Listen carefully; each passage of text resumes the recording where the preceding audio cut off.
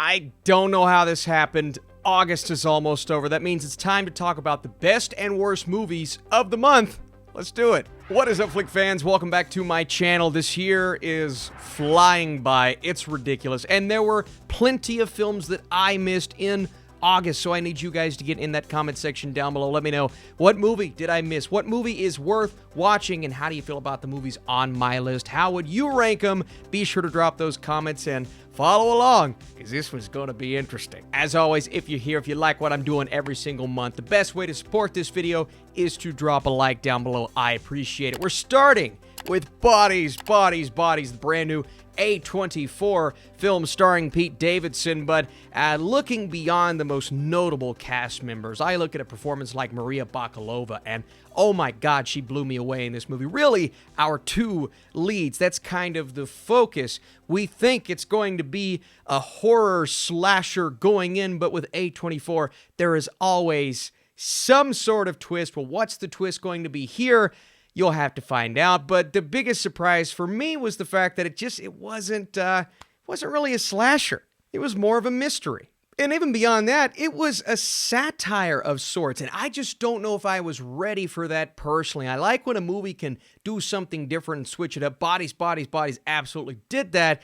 I needed more compelling dialogue at points. I also needed more characters to latch onto, or at least feel some sort of attachment to, right? At times in the movies, I was cringing. I think that was supposed to be intentional. So in that vein, I was disappointed. But Bodies, there's a lot of quality there. It is a good movie at its core, and that is why I'm putting it on the good tier. It's just, we're always holding A24 to higher standards. Next up, Idris Elba. Beast and a lion, but this time he's not voicing the lion, he's fighting the lion. I expected, the Liam Neeson movie, The Grey. I mentioned this in my review. There's a little bit of Jaws in there when they go after the beast. The scenes where this creature, this incredible lion, is hunting, chasing our characters around. Those scenes are really well made, like on a technical level. The cinematography, super good. The action as a whole is filmed well here. My big issue with this movie is the decision-making from the characters and just kind of the stupidity. In certain moments, I'm like, why wouldn't you do this? Why wouldn't you do that? What are we doing here? So that was frustrating, and it made for a frustrating experience as a whole. I still enjoyed moments. As always, Idris Elba is great, but the movie itself is just, it's meh. 365 days. But it's not been 365 days since the last movie. The last movie came out like 3 months ago, and now we have this one. They're coming out of the freaking rabbit holes. They're coming from everywhere. The ceiling, the rooftops, like little gremlins. Can't get rid of them. Go away. Look, just watch porn. Just watch porn. The plot, probably better in porn. I'm putting this on the awful tier. Actually, you know what? We're going to put this, porn. It's the porn tier. I changed it because it's porn, but not as good. Let me tell you. All right, let me tell you. Next up, Jamie Foxx, Dave Franco. It's Day Shift. It's a very typical and conventional, vampire hunting movie. We've got a lot of all sorts of creatures lately, but the vampire hunting movies, well, it seems like they're a dime a dozen, especially on Netflix. We've had plenty on this platform. The good thing about this movie here is the simplicity of the plot. I could have used more depth to this entire, situation and what Jamie Foxx is a part of, all of that, but I like the simplicity. I enjoy the fact that it knows exactly what it is, and the focus here is on the action scenes, and those action scenes are actually quite good. And the two leads in Dave Franco and Jamie Foxx, and the addition of someone like a Snoop Dogg, everyone's compelling in this movie, and they're having a blast. And because of that, I had a pretty good time, even though I had my nitpicks. I'm going to put Day Shift on the okay tier. A bit of a surprise. Next up, the Apple TV Plus film, that is Luck, right? You had Lasser, who comes over and brings his producing skills to this, like he did in Inside Out and some of these Pixar films, right? Are you going to get that magic in this movie? And as this film progresses, I was reminded of a Soul or an Inside Out. Just a cheaper, not as quality, and somewhat, really disappointing style of movie that never quite finds its footing. I actually think this film found its footing in the first 20 minutes because it's sweet. It's all about this girl who, wants to do what she can for this young girl who she sees as a younger sibling.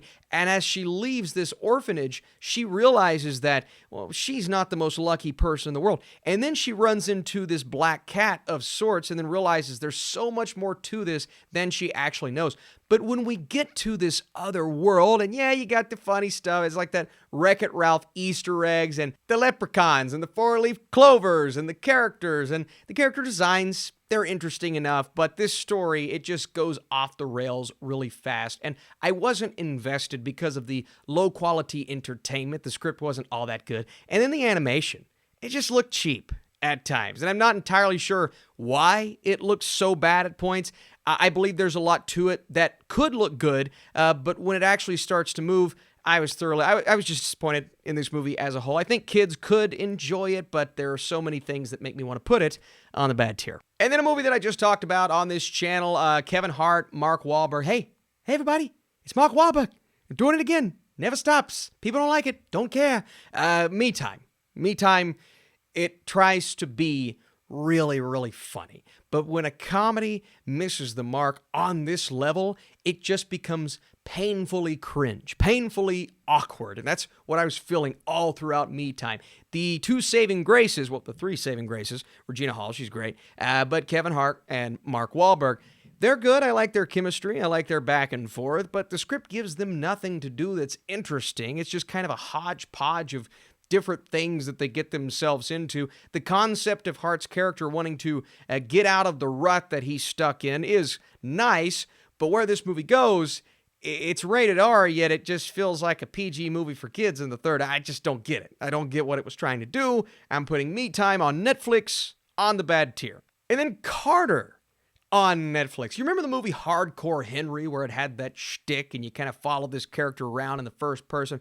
Well, Carter is in the same vein, except what it's trying to do is trying to be a huge one-take action sequence that is turned into a movie, and this movie is definitely entertaining at points. The plot is so ridiculous. Some of these supporting performances, they're not good, and I mean straight up bad at times, but I can sit back and say I do appreciate what they try to do with the action, right? Occasionally the camera, it's going a little too crazy. The franticness of it, I wasn't a huge fan of, but I like the effort here. The choreography is great. It's hard to see at times, but you know the actors are giving it their all and committing their bodies to these roles. There's a lot to like about Carter. Does it fully come together and execute? No. I'm going to put it on the meh tier because of that, but at least I can respect it. Fall. This one's tough. I really enjoyed the experience in the theater, and my score is on that fence of, well, I could put it on the okay tier, I could put it on the good tier.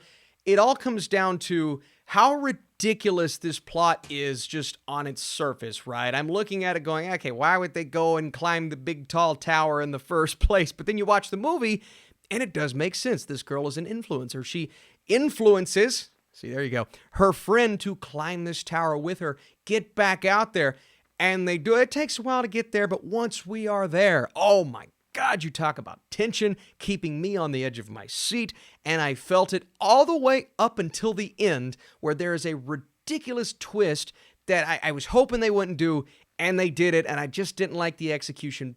But because the experience was so compelling, and the filmmaking is actually really good, I like the two leads as well, especially our main character. I'm going to put Fall on the good tier. It's lower good tier, but good tier nonetheless. 13 Lives, the true story about this tragedy where these kids and their coach, they get stuck in this place that you do not ever think they are going to be able to make their way out of. And if you don't know the true story at this point, I guess I won't say what happens. But let me tell you, Ron Howard actually did a really nice job of capturing this film and taking a great cast of characters in Colin Farrell, Viggo Mortensen. I mean, from top to bottom, everybody's good. Even the unknown actors in this movie, everyone's good. The best part of the film when they're underwater and they capture just you're claustrophobic. And, my wife watching this film, she's watched the documentary. She hasn't watched this movie. I know she would struggle because she hates being underwater and that kind of thing. This film makes you feel that way, and I appreciate it. I respect it. I do think the documentary is better. I do think this film is 30 minutes too long, right? I felt the pacing at times. I wasn't fully invested, but as a whole, I have to put 13 Lives on the good tier because of what it was able to do and what Howard was able to capture. At the end of the day, it's not that funny. There could be orphans under there. That's a TikTok reference. If you get it, you get it. If you don't, you're very confused. Orphan. First kill. Furman returning to play this role that she played forever ago and returning to knock it out of the park once again. I mean, she's great in this movie, and you're completely just in awe of the way that she builds that tension, just her character, escaping this facility, joining this family, and you think you know how it's going to go, but there is something that happens, and I won't even give you a hint as to what it is, that I actually found to be somewhat refreshing. Because even though I was enjoying her as a character, I found the movie to be something we've seen 1,000 times before. And even after the nice little turn, it does start to play out in that way. Like, okay, well, there are moments that are silly and the ridiculousness, and you kind of rolling your eyes. So I did struggle at points in this film, but I appreciate the storytelling. I appreciate the fact that it tried to do something different, and it didn't just give you a conventional or contrived sequel/prequel. It attempted to do something a little different. That's why I'm going to go the okay tier for Orphan. First kill. My apologies. I'm actually losing my voice. The voice it's going away. So we're going to push through this video. It's been a long week. I had surgery this week, so it's been a long week. Sylvester Stallone, Samaritan. I'll keep it quick. I just talked about this. I wanted it to be better than it was. I did enjoy the experience because it's Sylvester Stallone playing like a retired superhero type figure. At least that's how our main character sees it, because he is obsessed with Samaritan. And he's living a life that it's pushing him in a bad direction. So these two meet up, love the chemistry and the dynamic, and really everything happening over here with their story was great. And then you have the villains, and the ridiculous extras, and the silliness of the plot, and the fact that there's no motivation on that side of things. I really struggled with that aspect of the movie, and honestly, it does start to take it down a few notches. Stallone, he's rock solid, as he always is. I enjoyed the experience, but I could not help to continue to struggle with that other storyline, and the fact that it gets too cheesy. I like a little cheesy. It gets too cheesy for what it was trying to do. Samaritan goes on the meh tier for me. Okay, here's the biggie. 3,000 Years of Longing. I just talked about it on this channel, so if you want a deeper reason why I didn't like the movie, you can watch that review. I don't want to spend too much time on it. It just didn't work for me. What George Miller was trying to do and what this story was trying to do, it felt like two drastically different types of movies combining to make one hodgepodge flashback after flashback experience that just did not get me invested. Even though the first 10 minutes, I'm like, okay, this is interesting. I love the chemistry, and I love the performances from Idris Elba and Tilda Swinton. Everything else in the middle, I really struggled with. And I understand what it's trying to do. I get the attempt, but it just doesn't fully come together. And for a film that's all about telling stories, my biggest issue here was the storytelling. Irony can be painful. And in this case, it is 3,000 Years of Longing. Oh boy, George Miller. I'm putting it on the bad tier. I'm sorry. I just didn't like it. Everybody's always like, Austin, you don't have different opinions. It's all the same opinions. Well, stick that in your pipe and smoke it. Bullet Train, one of the biggest surprises of the year. I had a genuine blast with this movie. I get it. It has issues. The pacing, it can be all over the place at times, and the story slightly confusing. I get it, but I wasn't overly confused, and whenever they go back and give us a random backstory for a character, there's always something to it that I appreciate, right? One character, they do it, and then they just kill him off immediately. And I'm like, that's refreshing. I like that. I like when a movie does something different. And I just had a great time. It's entertaining. It's so action-packed from start to finish. You have your two characters that steal the show, Brian Tyree Henry, Aaron Taylor Johnson, as big of roles as Brad Pitt, who is also really good. You get to the end, it does start to rush through everything, and overly CGI, you could tell they filmed it during the pandemic, all of that stuff. But Bullet Train is the epitome of a good time at the theater, and just kind of turn your brain off, but still somewhat keeping it on and enjoying the ride on this train. There you go. And yeah, it's going on the great tier for me, man. It really was a great experience. Prey. No, not that kind of Prey. Hey, listen, this is an entry in the Predator franchise that I just saw a lot of backlash against before the movie came out. And then the movie comes out, and there's still a little bit of backlash, but I think a lot of people warmed up to it. I even had a comment, somebody coming back after they bashed the movie before it dropped and saying, I was wrong. That was actually a kick-ass film. Action-packed, brutal, everything you want in a Predator movie. And, you know, you did have to kind of loosen up that logic side of your brain every now and then in this movie, but it's not on the level that I think people were saying it was going to be, so it really didn't bother me maybe as much as it could have. I had a great time with Prey. I believe it's the best Predator sequel. I go back and I watch Predator 2, didn't really work for me. Predators, they're not what this movie was, and that's simplicity at its finest. The MVP, other than our lead, and she is wonderful. I mean, my goodness. But Dan Trachtenberg, the director here, he's coming to two different franchises, knocked both entries out of the park, and there's like a 6-year gap in between. No, we need another movie from Trachtenberg tomorrow because Prey is going on the great tier. Okay, almost there. I can do this. Let's start at the bottom because we're going to rank these movies. Yep, I don't even want to say its name. I just don't want to. The next movie that we're going to go with, I'm going to put Me Time at the bottom of the bad tier, unfortunately, followed by Luck, and then 3,000 Years of Longing. I apologize. At the bottom of the meh tier, I'm going to go Carter and then Samaritan, slightly above that, with Beast being, I think, one that almost accomplished what it tried to. Really, that and Samaritan. On the okay tier, let's keep it how it is. I liked Day Shift more than I thought I would, and below that, Orphan First Kill. Then we get to this good tier, and we have a nice set of movies here. At the bottom is definitely going to be Fall, almost on the okay tier.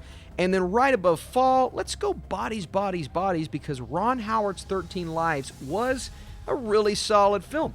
Then on the great tier, Bullet Train and Prey, and we're actually going to switch those. We're going to go Prey above Bullet Train, and that makes my top 3 of the month. 13 Lives, Bullet Train at number 2, and Prey at number 1. Again, we're still missing films, and I know last month I didn't see Marcel in the Shell. It left theaters pretty quick. Still haven't seen it. Didn't see the Dragon Ball movie. Please, I need to know. Are there movies that I missed that I haven't seen? I caught up on a few. I caught up on a film like Marmaduke. I know how to pick them. I know how to choose them. Thank you guys for sticking with me. For all the well wishes, man. Surgery went well earlier this week. I'm feeling, the voice is going away, but I'm feeling okay. Going on vacation very soon, so hopefully I will be able to take some time, but I'll have plenty of videos prepared for you guys while I'm gone. Thanks again, guys. See you later.